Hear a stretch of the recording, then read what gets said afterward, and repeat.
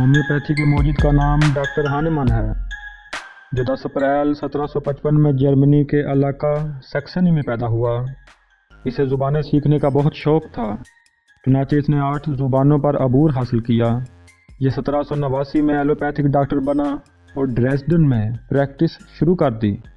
اور پھر 11 سال بعد ہومیوپیتھک طریقہ علاج دریافت کیا، اور 6 سال تک اپنے اوپر اور اپنے رشتہ داروں پر تجربہ کرنے کے بعد 1996 میں ہومیوپیتھک طریقہ علاج کو مضامین کے ذریعے متعارف کرایا، اور پھر 1810 میں اس نے اپنی مشہور کتاب آرگنان آف ریشنل میڈیسن شائع کی، جسے ہانیمن کا آرگنان کہتے ہیں، اور پھر 1811 تا 1821 کے عرصہ کے دوران مٹیریا میڈیکا تیار کی، مگر اس وقت کے روایتی معالجین کی مخالفت کی وجہ سے حکومت نے اس طریقہ علاج کو غیر قانونی قرار دے دیا۔ اسی دوران اس نے آسٹریا کے شہزادے کارل کا کامیاب علاج کیا، مگر یہی شہزادہ ٹھیک ہونے کے بعد پھر عیاشی اور شراب نوشی میں مبتلا ہو گیا، جس کی وجہ سے یہ پھر بیمار پڑ گیا اور ایلوپیتھک طریقہ سے علاج کرایا، لیکن تھوڑی ہی مدت میں دم توڑ گیا۔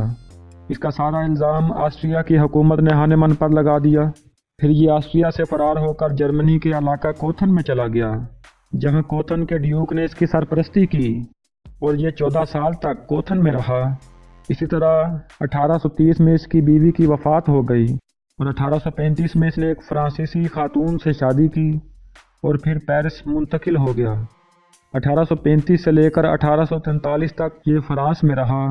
اور پھر 2 جولائی 1843 کو 88 سال کی عمر میں وفات پا گیا۔